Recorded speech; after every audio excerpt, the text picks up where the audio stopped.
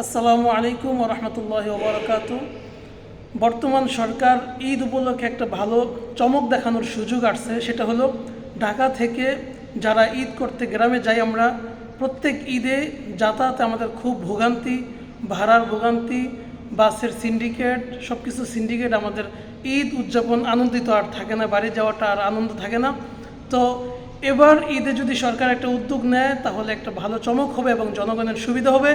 সেটা হলো প্রত্যেকটা বড় বড় স্টেশনে, বাস এবং রেল স্টেশনে কিছু জনবল নিয়োগ করা, সরকারি বিশেষ করে যদি আর্মি নিয়োগ করা যায় 10 জন করে, 3 দিন করে 10 জন করে যদি আর্মি নিয়োগ করা যায়, কিংবা রাষ্ট্রীয় দায়িত্বশীল যারা নিয়োগ করলে কাজে দিবে এমন ব্যক্তিদেরকে নিয়োগ করলে আমাদের বাড়ি যাওয়া যাতায়াত নির্বিঘ্ন হবে এবং বর্তমান সরকারের একটা চমক হবে, জনগণের একটা ভালোবাসা কুড়াতে পারবে তারা।